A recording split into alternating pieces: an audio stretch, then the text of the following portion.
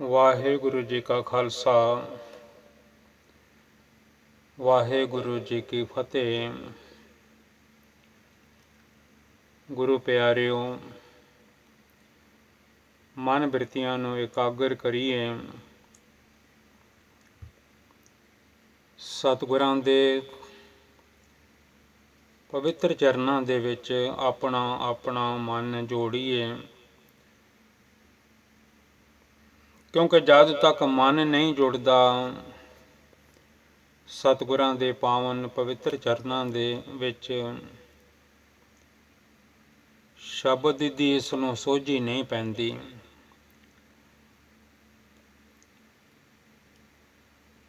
ਧੰਨ ਧੰਨ ਗੁਰੂ ਗ੍ਰੰਥ ਸਾਹਿਬ ਮਹਾਰਾਜ ਜੀ ਦੇ ਪਵਿੱਤਰ ਪਾਵਨ ਚਰਨਾਂ ਦੇ ਵਿੱਚ ਮਨ ਹਾਜ਼ਰ ਕਰੀਏ। ਹੋ ਸਕਦਾ ਹੈ ਸਤਿਗੁਰਾਂ ਦਾ ਕੋਈ ਉਪਦੇਸ਼ ਸਾਡੇ ਹਿਰਦੇ ਵਿੱਚ ਵੀ ਵਸ ਜਾਵੇ। ਸਾਨੂੰ ਹੁਕਮ ਹਨ, ਉਪਦੇਸ਼ ਸੁਣੋ ਤੁਮ ਗੁਰ ਸਿੱਖ ਹੋ।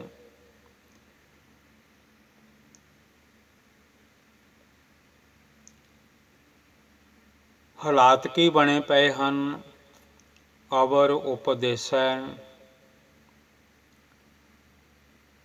ਆਪ ਨਾ ਕਰੈ ਤੇ ਫਲ ਕੀ ਮਿਲੇਗਾ, ਆਵਤ ਜਾਵਤ ਜਨਮੈ ਮਰੈ। ਆਉਣਾ ਜਾਣਾ ਬਣਿਆ ਰਹੇਗਾ।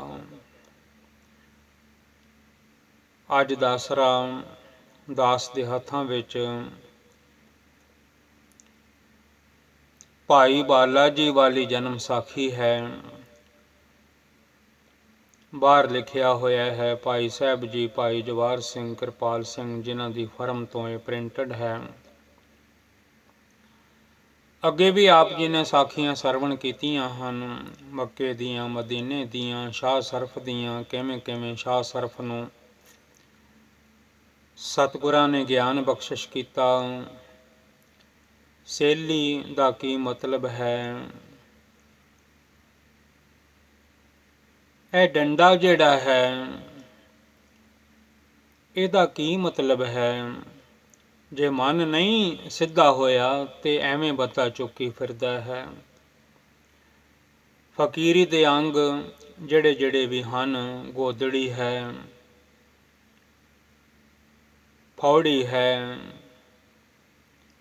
ਇਹ ਸਾਰੀ ਕਥਾ ਆਪ ਜੀ ਨੇ ਅੱਗੇ ਸਰਵਣ ਕਰ ਲਈ ਹੈ। ਜਨਮ ਸਾਖੀ ਭਾਈ ਬਾਲਾ ਜੀ ਦੇ ਵਿੱਚੋਂ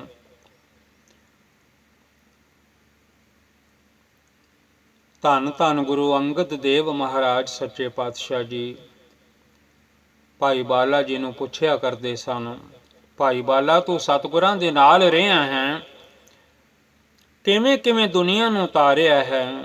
ਸਾਨੂੰ ਵੀ ਸਤਿਗੁਰਾਂ ਦੇ ਕੌਤਕ ਚੋਜ ਜਿਹੜੇ ਹਨ, ਕਿਵੇਂ ਕਿਵੇਂ ਦੁਨੀਆ ਨੂੰ ਸਤਿਗੁਰੂ ਸੱਚੇ ਪਾਤਸ਼ਾਹ ਜੀ ਨੇ ਕਿੱਥੇ ਕਿੱਥੇ ਜਾ ਕੇ ਕਿਵੇਂ ਕਿਵੇਂ ਉਪਦੇਸ਼ ਕੀਤੇ ਹਨ, ਕਿਵੇਂ ਕਿਵੇਂ ਉਹਨਾਂ ਦਾ ਮਾਨਸ ਜਨਮ ਸਫਲਾ ਕੀਤਾ ਹੈ, ਕਿਵੇਂ ਕਿਵੇਂ ਉਹਨਾਂ ਨੂੰ ਰੱਬ ਵੱਲ ਜੋੜਿਆ ਹੈ, ਵਾਹਿਗੁਰੂ ਜੀ ਵੱਲ ਜੋੜਿਆ ਹੈ, ਸਤਿਨਾਮ ਜੀ ਵੱਲ ਜੋੜਿਆ ਹੈ। ਇਹ ਜਨਮ ਸਾਖੀ ਭਾਈ ਬਾਲਾ ਜੀ ਵਾਲੀ ਇਸ ਕਰਕੇ ਆਖੀ ਜਾਂਦੀ ਹੈ। ਧੰਨ ਗੁਰੂ ਅੰਗਦ ਦੇਵ ਮਹਾਰਾਜ ਜੀ ਪੁੱਛਿਆ ਕਰਦੇ ਸਨ ਭਾਈ ਬਾਲਾ ਜੀ ਨੂੰ ਕਿ ਸਾਨੂੰ ਸਤਿਗੁਰਾਂ ਦੇ, ਧੰਨ ਗੁਰੂ ਨਾਨਕ ਸਾਹਿਬ ਜੀ ਸਾਡੇ ਵੱਡੇ ਸਤਿਗੁਰਾਂ ਦੇ ਚੋਜ ਜਿਹੜੇ ਹਨ ਸੁਣਾਇਆ ਕਰ।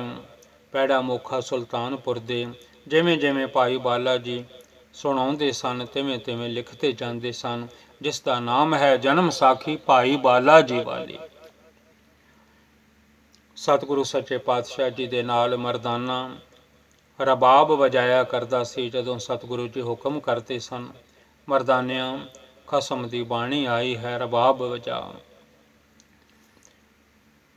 ਭਾਈ ਮਰਦਾਨਾ ਜੀ ਰਬਾਬ ਵਜਾਇਆ ਕਰਦੇ ਸਨ, ਸ਼ਬਦ ਪੜ੍ਹਿਆ ਕਰਦੇ ਸਨ। ਭਾਈ ਬਾਲਾ ਜੀ ਸਤਿਗੁਰਾਂ ਦੇ ਚਵਰ ਦੀ ਸੇਵਾ ਕਰਿਆ ਕਰਦੇ ਸਨ।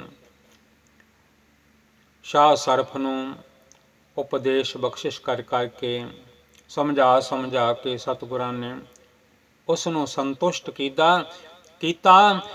ਜਾਣ ਨਹੀਂ ਸੀ ਦਿੰਦਾ ਸਤਿਗੁਰੂ ਜੀ ਨੂੰ। ਸ਼ਾਹ ਸਰਫ ਆਖਦਾ ਸੀ, ਸਤਿਗੁਰੂ ਜੀ ਮੇਰੇ ਕੋਲ ਹੀ ਰਹੋ। ਤੁਸਾਂ ਮੇਰੇ ਸਾਰੇ ਮਨ ਦੇ ਭਰਮ ਮਿਟਾ ਦਿੱਤੇ ਹਨ। ਫਕੀਰੀ ਦਾ ਕੀ ਮਤਲਬ ਹੈ? ਜੋ ਫਕੀਰ ਕੱਪੜੇ ਪਹਿਨਦੇ ਹਨ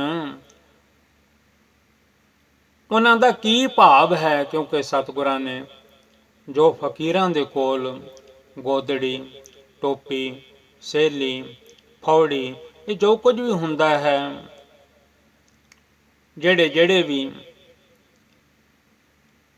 ਸਮਾਨ ਉਹਨਾਂ ਦੇ ਕੋਲ ਹੁੰਦੇ ਹਨ, ਉਹਨਾਂ ਦਾ ਅਰਥ ਭਾਵ ਕੀ ਹੈ? ਇਹ ਕਥਾ ਆਪ ਜੀ ਅੱਗੇ ਸਰਵਣ ਕਰ ਚੁੱਕੇ ਹੋ।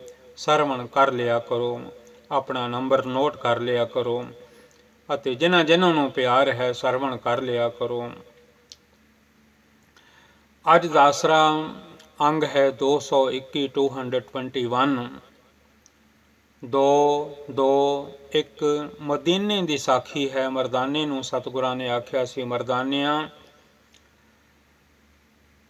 ਅੱਖਾਂ ਮੀਟੋ, ਤੁਸੀਂ ਕੀਰਤਨ ਕਰੋ ਧੁਰ ਕੀ ਬਾਣੀ ਦਾ। ਜਦੋਂ ਭੋਗ ਪਾਓਗੇ ਉਦੋਂ ਮੱਕਾ ਆ ਜਾਵੇਗਾ। ਵਾਕਿਆ ਜਦੋਂ ਸ਼ਬਦ ਦਾ ਭੋਗ ਪਿਆ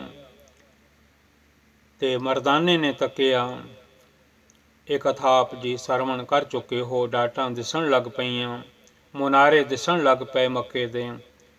ਮਰਦਾਨੇ ਨੂੰ ਆਖਿਆ ਵੀ ਸਤਿਗੁਰਾਂ ਨੇ, ਮਰਦਾਨਿਆਂ ਇੱਥੇ ਕਾਰੂ ਅਤੇ ਕਾਜ਼ੀ ਰੁਕਨਦੀਨ ਹੈ, ਉਹਨਾਂ ਨਾਲ ਅਸਾਂ ਅੱਲਾਹ ਦੇ, ਖੁਦਾ ਦੇ, ਰੱਬ ਦੇ, ਵਾਹਿਗੁਰੂ ਦੇ ਘਰ ਦੀਆਂ ਗੱਲਾਂ ਕਰਨੀਆਂ ਹਨ। ਕਈ ਲੋਕ ਅਸਲ ਰਾਹ ਛੱਡ ਬੈਠੇ ਹਨ, ਉਹਨਾਂ ਨੂੰ ਯਾਦ ਕਰਵਾਉਣਾ ਹੈ। ਜਿਵੇਂ ਧੰਨ ਧੰਨ ਗੁਰੂ ਗ੍ਰੰਥ ਸਾਹਿਬ ਮਹਾਰਾਜ ਜੀ ਦੇ ਵਿੱਚ ਜੋ ਸਾਡੇ ਸਤਿਗੁਰੂ ਹਨ, ਬਾਣੀ ਗੁਰੂ ਗੁਰੂ ਹੈ ਬਾਣੀ, ਵਿੱਚ ਬਾਣੀ ਅੰਮ੍ਰਿਤ ਸਾਰੇ, ਗੁਰਬਾਣੀ ਕਹੈ ਸੇਵਕ ਜਨ ਮਾਨੈ, ਪ੍ਰਤੱਖ ਗੁਰੂ ਨਿਸਤਾਰੇ। ਜਿਵੇਂ ਪੱਟੀ ਲਿਖੀ ਹੈ ਸਤਿਗੁਰਾਂ ਨੇ, ਊੜਾ, ਐੜਾ, ਈੜੀ ਤੇ ਸੱਸੇ ਤੋਂ ਫਿਰ ਸ੍ਰਿਸ਼ਟੀ ਦੀ ਰਚਨਾ ਫਰਮਾਉਂਦੇ ਹਨ। ਸੱਸੈ ਸੋਏ ਸ੍ਰਿਸ਼ਟ ਜਿਨ ਸਾਜੀ। ਸਤਿਗੁਰਾਂ ਨੇ ਕੁਝ ਸ਼ਬਦ ਅਕਾਲ ਪੁਰਖ ਵਾਹਿਗੁਰੂ ਜੀ ਨਾਲ ਜੋੜੇ ਹਨ। ਊੜਾ ਜੋੜਿਆ ਹੈ, ਐੜਾ ਵੀ ਸਤਿਗੁਰਾਂ ਨੇ, ਇਹ ਵੀ ਮਾਲਕ ਵੱਲ ਹੀ ਜੋੜਿਆ ਹੈ, ਅਕਾਲ ਪੁਰਖ ਵਾਹਿਗੁਰੂ ਜੀ ਵੱਲ।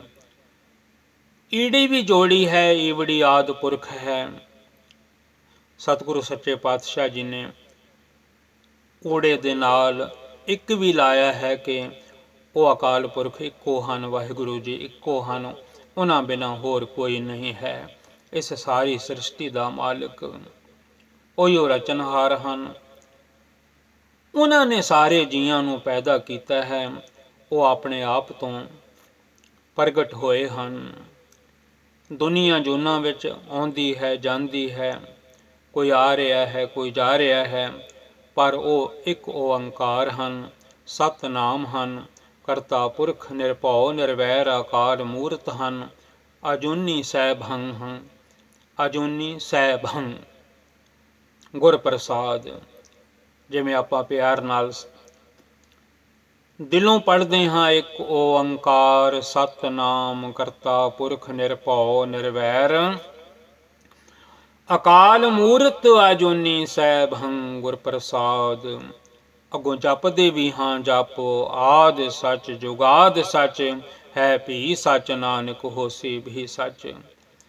ਅੱਗੋਂ ਸਾਰੀ ਪਵਿੱਤਰ ਪਾਵਨ ਗੁਰਬਾਣੀ ਦੇ ਵਿੱਚ ਪੱਟੀ ਵੀ ਪੜ੍ਹਿਆ ਕਰੀਏ।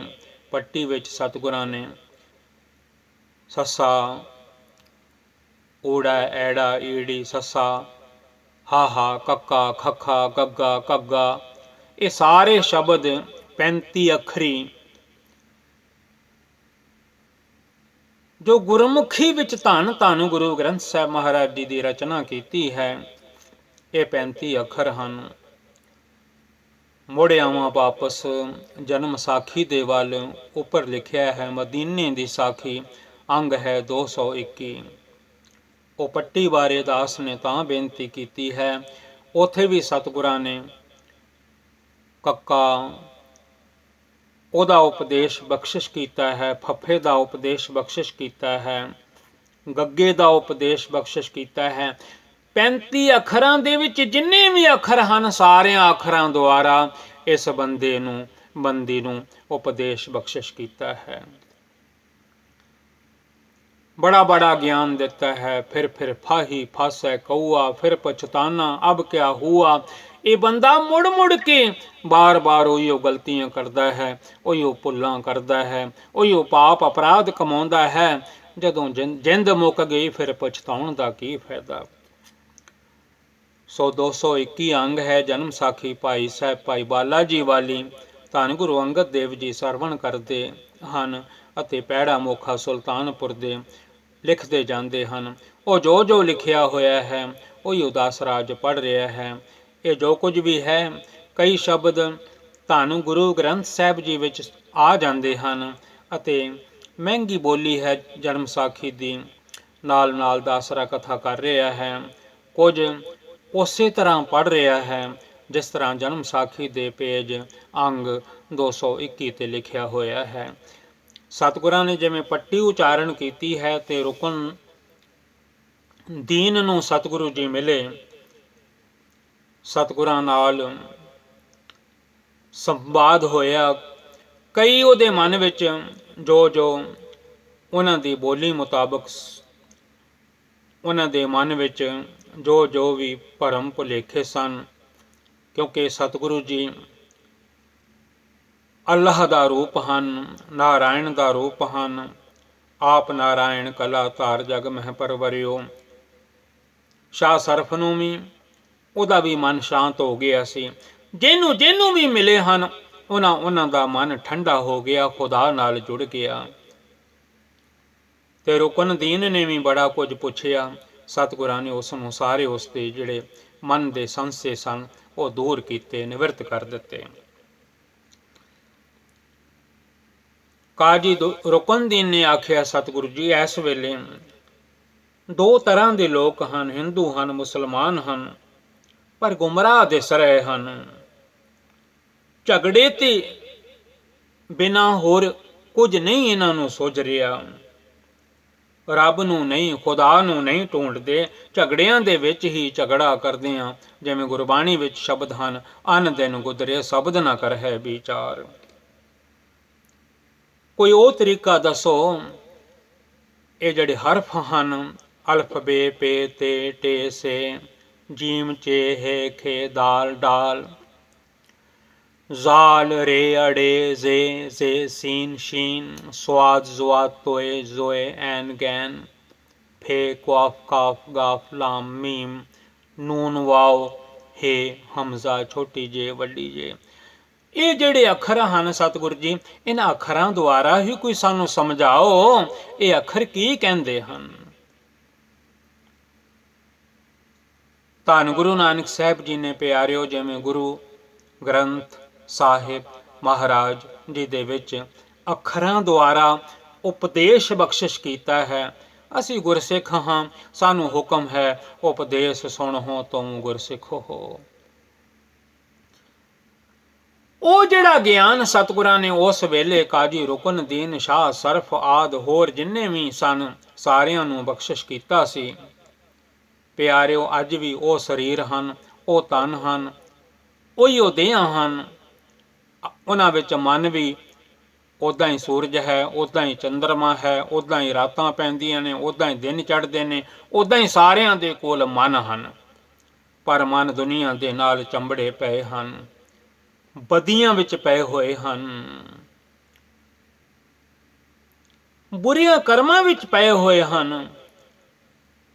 ਕਾਜ਼ੀ ਰੁਕਨਦੀਨ ਨੇ ਅੱਖਰਾਂ ਦੁਆਰਾ ਕੁਝ ਗਿਆਨ ਪੁੱਛਣ ਦੀ ਕਿਰਪਾਲਤਾ ਮਹਾਰਾਜ ਨੂੰ ਕਹਿਣ ਲੱਗਾ, ਕਰੋ ਸਤਿਗੁਰੂ ਜੀ, ਕਿਰਪਾਲਤਾ ਕਰੋ, ਮਿਹਰ ਕਰੋ, ਦਇਆ ਕਰੋ। ਇਹਨਾਂ ਅੱਖਰਾਂ ਵਿੱਚ ਵੀ ਖੁਦਾ ਦਾ ਨਾਮ ਹੈ।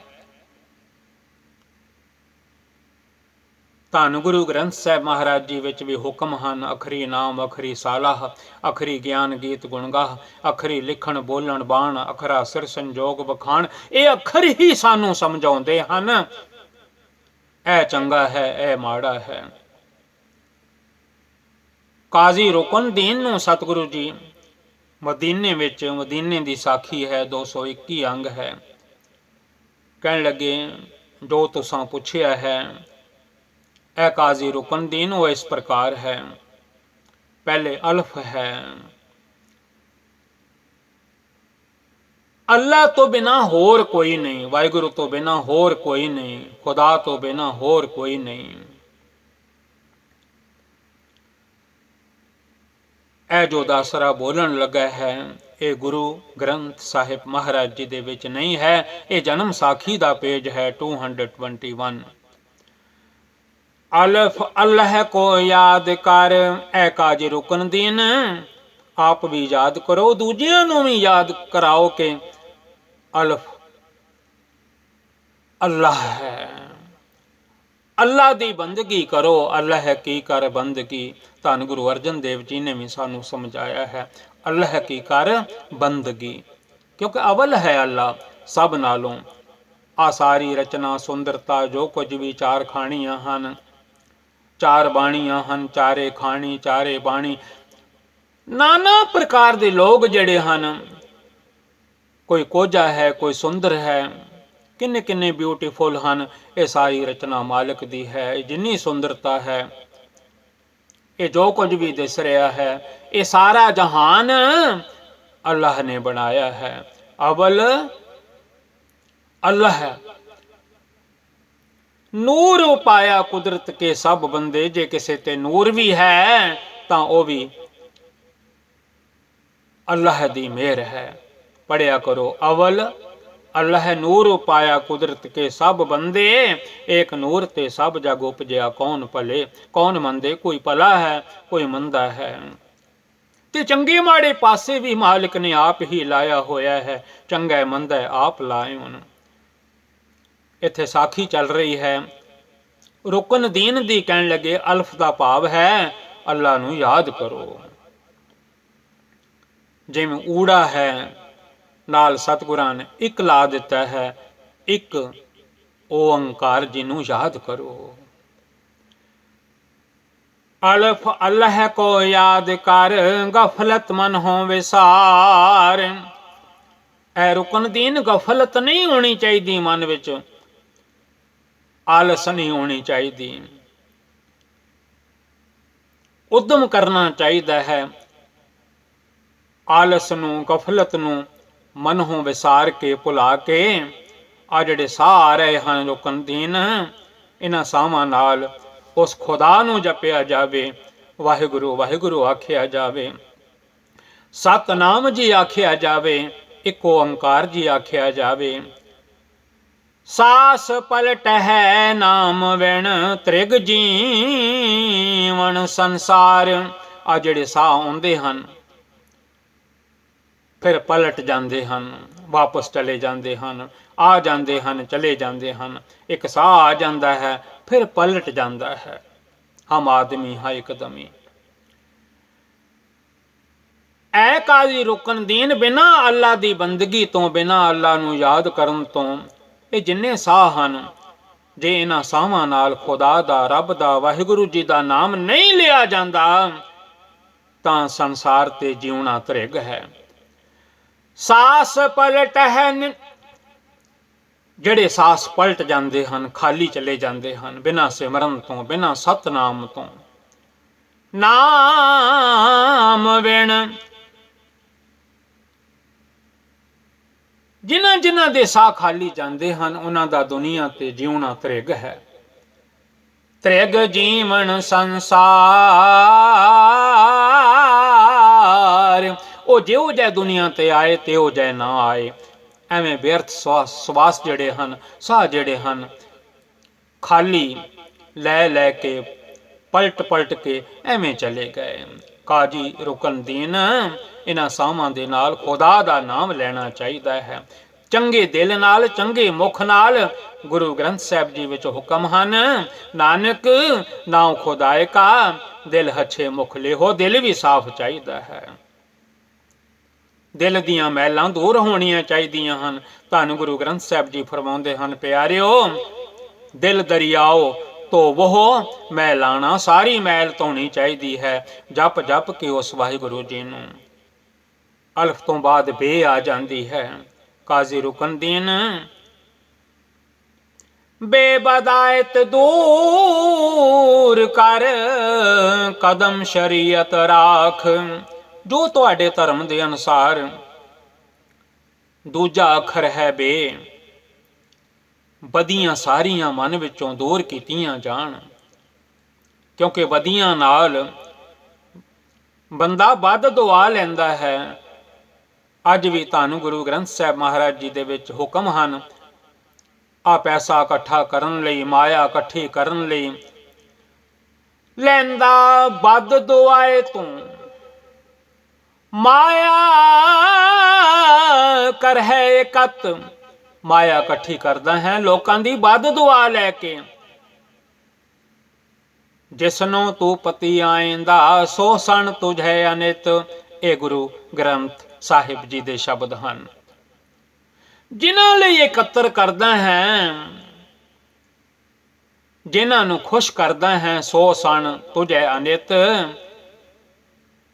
ਇਹ ਤੈਨੂੰ ਇੱਕ ਦਿਨ ਜਾਲ ਦੇਣਗੇ, ਬਾਲ ਦੇਣਗੇ, ਤੇਰੀ ਕੋਈ ਮੁੜ ਕੇ ਸਾਰ ਨਾ ਲਵੇਗਾ।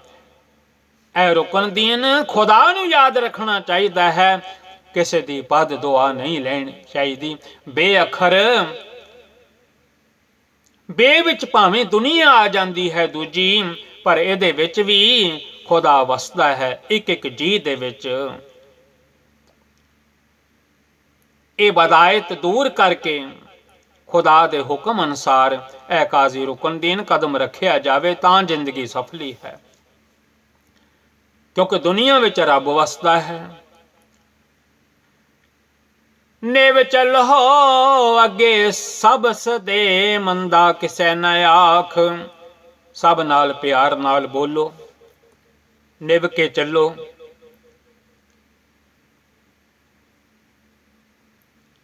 ਅਕਾਲ ਪੁਰਖ ਦੇ ਅੱਗੇ ਵੀ ਨਿਭ ਕੇ ਚੱਲੋ। ਉਹਦਾ ਹੀ ਰੂਪ ਦੁਨੀਆ ਦੇ ਵਿੱਚ ਵੀ ਹੈ। ਆਪਣੇ ਆਪ ਨੂੰ ਮੰਦਾ ਜਾਣੋ। ਧੰਨ ਗੁਰੂ ਗ੍ਰੰਥ ਸਾਹਿਬ ਜੀ ਨੇ ਸਾਨੂੰ ਵੀ ਸਮਝਾਇਆ ਹੈ, ਮੰਦਾ ਜਾਣੇ ਆਪ ਕੋ ਅਵਰ ਭਲਾ ਸੰਸਾਰ। ਸਾਨੂੰ ਇਹ ਵੀ ਸਮਝਾਇਆ ਹੈ ਧੰਨ ਗੁਰੂ ਗ੍ਰੰਥ ਸਾਹਿਬ ਮਹਾਰਾਜ ਜੀ ਨੇ, ਕਿਸੇ ਦਾ ਝਗੜਾ ਵੀ ਨਹੀਂ ਪਵਾਉਣਾ ਮੰਦਾ ਕਹਿ ਕੇ, ਮੰਦਾ ਕਿਸੇ ਨਾ ਆਖ ਝਗੜਾ ਪਾਵਣਾ। ਇਹ ਸਿੱਖਿਆ ਰੱਖਣੀ ਹੈ, ਹਮ ਨਹੀਂ ਚੰਗੇ ਬੁਰਾ ਨਹੀਂ ਕੋਏ। ਰੁਕਨ ਦੀਨ ਬੇ ਜਿਹੜੀ ਹੈ ਬਦੀਆਂ ਤੋਂ ਰੋਕਦੀ ਹੈ। ਅੱਗੇ ਤੇ ਆ ਜਾਂਦੀ ਹੈ ਰੁਕਨ ਦੀਨ, ਤੇ ਹੁਕਮ ਕਰਦੀ ਹੈ। ਤੇ ਦਾ ਗਿਆਨ ਲੈਣਾ ਹੈ ਤਾਂ ਤੌਬਾ ਕਰੋ ਮਾੜਿਆਂ ਪਾਸਿਆਂ ਤੋਂ, ਬਦੀਆਂ ਕਰਨ ਤੋਂ। ਤੇ ਤੌਬਾ ਕਰ ਬਦੀ ਤੇ, ਮਤ ਤੂੰ ਪਛੋਤਾਹੇ। ਫਿਰ ਤੈਨੂੰ ਪਛਤਾਉਣਾ ਪਵੇਗਾ ਜੇ ਬਦੀਆਂ ਤੋਂ ਤੌਬਾ ਨਹੀਂ ਕਰੇਗਾ। ਜੇ ਤੌਬਾ ਕਰ ਲਵੇਂਗਾ ਤਾਂ ਫਿਰ ਪਛਤਾਉਣਾ ਨਹੀਂ ਪਵੇਗਾ। ਮਤ ਤੂੰ ਪਛੋਤਾਹੇ। ਰੁਕਨ ਦੀਨ ਇਹ ਗਿਆਨ ਦਿਆ ਕਰੋ ਸਭ ਨੂੰ, ਖੁਦਾ ਨੂੰ, ਰੱਬ ਨੂੰ, ਵਾਹਿਗੁਰੂ ਨੂੰ ਯਾਦ ਕਰੋ। ਕਿਉਂਕਿ ਜੇ ਤੌਬਾ ਨਾ ਕੀਤੀ, ਤਨ ਬਿਨ ਸੈ ਮੁਖ ਗੱਡੀਐ। ਰੁਕਨ ਦੀਨ ਤਨ ਨੂੰ ਮਿੱਟੀ ਪੁੱਟ ਕੇ ਦੱਬ ਦਿੱਤਾ ਜਾਵੇਗਾ। ਆ ਜਿਹੜਾ ਮੁਖ, ਜਿਸ ਮੁਖ ਨੇ ਵਾਹਿਗੁਰੂ ਵਾਹਿਗੁਰੂ ਵਾਹਿਗੁਰੂ ਆਖਣਾ ਹੈ, ਅੱਲਾਹ ਅੱਲਾਹ ਅੱਲਾਹ ਅੱਲਾਹ, ਖੁਦਾ ਖੁਦਾ ਕਹਿਣਾ ਹੈ, ਇਹ ਮੁਖ ਗੱਡ ਦਿੱਤਾ ਜਾਵੇਗਾ ਮਿੱਟੀ ਦੇ ਵਿੱਚ। ਤਬ ਤੋਂ ਕਹਾਂ ਕਰਾਹੇ, ਜਦੋਂ ਦੱਬਿਆ ਜਾਵੇਗਾ ਇਹ ਰੁਕਨ ਦੀਨ, ਫਿਰ ਕਿਹੜੇ ਮੂੰਹ ਨਾਲ, ਕਿਹੜੀ ਜ਼ਬਾਨ ਨਾਲ? ਦੱਬੇ ਹੋਏ ਮੂੰਹ ਨੇ ਥੋੜੀ ਕਹਿਣਾ ਹੈ ਅੱਲਾ ਅੱਲਾ। ਜਿਉਂਦਿਆਂ ਕਿਹਾ ਕਰ। ਇਹ ਰੁਕਨ ਦੀਨ ਜਦੋਂ ਇਹ ਮਿੱਟੀ ਦੀ ਦੇ ਮਿੱਟੀ ਵਿੱਚ ਦੱਬੀ ਗਈ, ਫਿਰ ਕਦੋਂ ਕਿਹਾ ਜਾਣਾ ਹੈ? ਰੁਕਨ ਦੀਨ ਅੱਗੇ ਸੀ ਸੇ ਹੈ, ਅਲਫ ਬੇ ਪੇ ਤੇ। ਟੇ ਦੀ ਕਥਾ ਨਹੀਂ ਕੀਤੀ ਜਨਮ ਸਾਖੀ ਵਿੱਚ ਸਤਿਗੁਰਾਂ ਨੇ। ਸੇ ਆ ਜਾਂਦਾ ਹੈ। ਸੇ ਸਨਾਹੀ ਬਹੁਤ ਕਰ, ਖਾਲੀ ਸਾਸ ਨਾ ਕੱਢ। ਸੇ ਸੱਸੇ ਵਰਗਾ ਹੁੰਦਾ ਹੈ। ਰੁਕਨ ਦੀਨ ਛੇਤੀ ਕੀਤਿਆਂ ਸਾਹ ਜਿਹੜਾ ਹੈ ਖਾਲੀ ਨਾ ਨਿਕਲੇ। ਸਾਨੂੰ ਹੁਕਮ ਹਨ ਹਰ ਸਵਾਸ ਵਿੱਚੋਂ ਨਿਕਲੇ ਸਤਨਾਮ ਸ੍ਰੀ ਵਾਹਿਗੁਰੂ। ਕਿਉਂਕਿ ਪਿਆਰਿਓ, ਅੱਜ ਵੀ ਗਿਆਨ ਦੀ ਲੋੜ ਹੈ। ਅੱਜ ਮਨ ਗਿਆਨ ਤੋਂ ਹੀਣਾ ਹੈ। ਗਿਆਨ ਹੀਣੰ ਅਗਿਆਨ ਪੂਜਾ ਅੰਧ ਵਰਤਾਵਾ ਭਾਉ ਦੂਜਾ, ਉਹਦੇ ਵਿੱਚ ਮਨ ਫਸਿਆ ਪਿਆ ਹੈ। ਰੁਕਨ ਦੀਨ ਕੋਈ ਵੀ ਸਾਹ ਆਵੇ ਉਹਦੇ ਨਾਲ ਅੱਲਾਹ ਅੱਲਾਹ ਅੱਲਾਹ ਕੀਤਾ ਜਾਵੇ।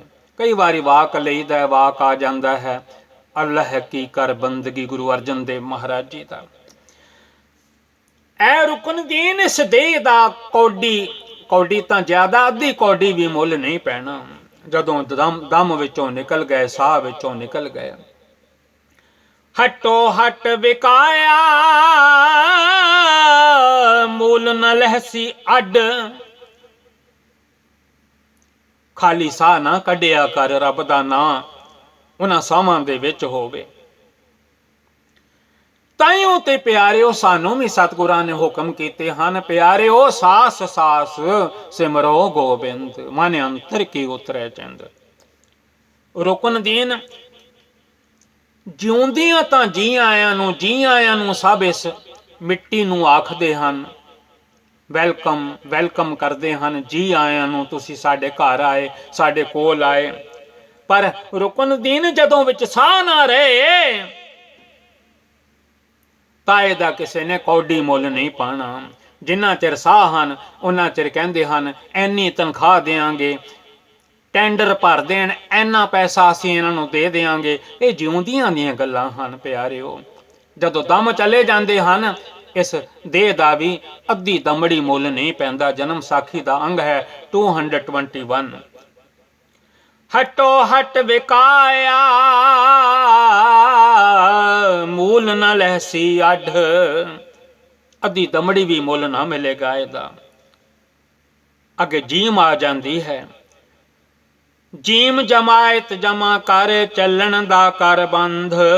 ਕਾਜੀ ਰੁਕਨ ਦੀਨ ਜੀਮ ਦੇ ਮਤਲਬ ਹਨ ਜਮਾਇਤ ਜਮਾ ਕਰ,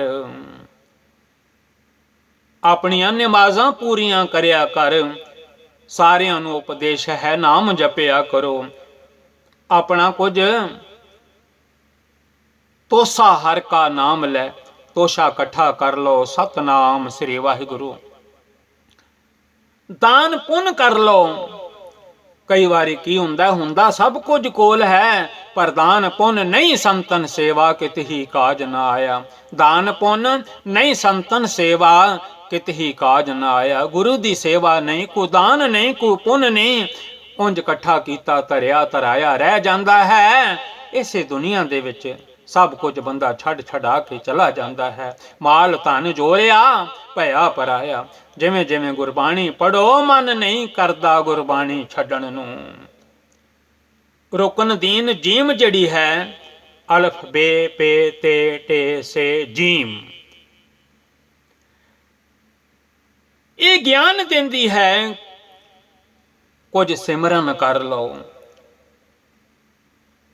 ਜੀਮ ਜਮਾਇਤ ਜਮਾ ਕਰ ਚੱਲਣ ਦਾ ਕਰ ਬੰਧ।